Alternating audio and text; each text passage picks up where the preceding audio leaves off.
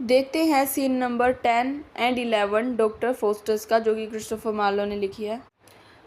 तो scene number 10 में क्या होता है, फोस्टर्स एक हॉर्स कोर्सर से मिलता है, यानी घुड़सवार से मिलता है, और उसको जो है अपना खुद का घोड़ा देता है और कहता है कि इस घोड़े को पानी में उतारोगे तो ये एक जो है उसमें बदल जाएगा, जैसे जो तूड़ा होता है ना, हे होता है, उसमें बदल जाएगा।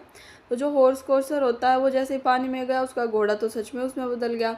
तो वो फोस्टर्स के घर पर जाता है, उसको चिल्लाकर उठाने की कोशिश करता है। जब वो नहीं उठता तो वो उसकी टांग को खींचता है और तोड़ लेता है और अपने साथ ले जाता है। जैसे ही फोस्टर्स की आँख खुलती है, उसका पैर दोबारा जुड़ जाता है, और उसको फिर वैगनर, जो उसका नौकर, वो बताता है कि आपको ड्यूक ऑफ वैन हॉल्ट ने बुलाया है। फिर हम देखते हैं कि जो रॉबिन और रेफ जो होते हैं वो कहीं पे रुके हुए होते हैं ड्रिंक करने के लिए एक टैवर्न में। वहाँ वो एक कार्टर का मतलब जो एक वेगन ड्राइवर होता है, यानी एक घोड़ा गाड़ी मान लो या कोई भी ऐसी वेगन को चलाने वाला होता है, और हॉर्स कोर्सर से यानी घुड़सवार से मिलता है। तो जो कार्टर होता है वो कहता है कि मुझे फोस्टर्स मिला था, उसने मुझे सड़क पे रोका और मुझसे कुछ जो खाना होता है ना पशुओं का, वो खरीदा था, हे खरीदा था।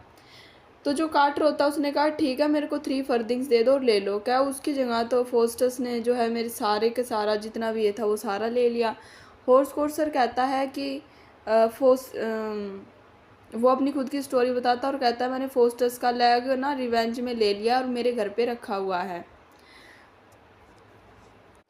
तो जो रोबिन होता है वो कहता है कि मुझे फोस्टर्स को ढूंढना चाहिए, वो कहाँ पे है, लेकिन उससे पहले मैं थोड़ा ड्रिंक और कर लेता हूँ।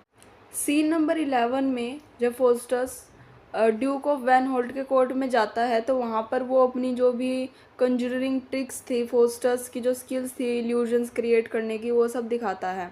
फिर वो कहता है कि लगता है जो डचेस है वो खुश नहीं हुई। तो वो उसको कहता है बताओ आप कैसे खुश होगी, आपको क्या चाहिए। वो कहता है कि मुझे तो राइप ग्रेप्स चाहिए। तो वो मैफिस्टोफिलिस को कहता है और मैफिस्टोफिलिस उसको ला के दे देता है। इतने में ही वही दरबार में रोबिन, डिक, कार्टर और हॉर्स कोर्सर आ जाते हैं और वो मजाक उड़ाते हैं कि इसके फोस्टस का तो पैर लकड़ी का पैर लगा के आया है। फोस्टस उनको अपना असली पैर दिखाता है तो वो थोड़े हैरान भी रह जाते हैं, लेकिन वो हंसने लग जाते हैं कि अच्छा खुद से इसने अपना इलाज कर लिया। तो उनको वो अपने जादू से चुप कराता है और वो सारे जो है उनको बाहर भेज देता है। और ये सब देख के डच और जो डचेस होते हैं वो होस्टेस से खुश होते हैं और उसको रिवॉर्ड देते हैं। अब हम एनालिसिस देख लेते हैं सीन 10 और 11 का। तो हमने फोस्टस को देखा कि वो पहले पोप के पास गया रोम में, फिर वो जर्मनी में ही जो राजा था उसके पास गया, और जो थोड़े नीचे लेवल पर जो ड्यूक होते हैं उनके यहाँ आया। तो ये चीज़ दिखाती है सीक्वेंस वाइज भी कि उसका जो लेवल था जादू करने का वो कितना घटता जा रहा था, और उसका जो लेवल था अपनी जादुई शक्ति दिखाने का वो कैसे घटता जा रहा था। दूसरी चीज़ जैसे कि जो पोप के वहाँ लोग थे वो जादू वगैरह कर रहे थे, चैंटिंग कर रहे थे मैफिस्टोफिलिस को भगाने के लिए, जो कि मैफिस्टोफिलिस उनसे डर भी रहा था। दूसरी बार फिर जब वो चार्ल्स के दरबार में गए थे, वहाँ पर नाइट्स जो कि लड़ने में बहुत अच्छे थे, उन्होंने विरोध किया फोस्टस का।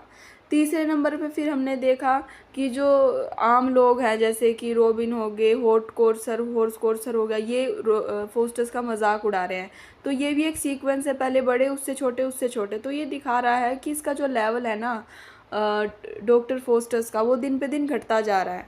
और ये चीज़ ये भी शो करती है कि जो लूसीफर के साथ इसका पैक्ट था अब वो भी कम होता जा रहा है।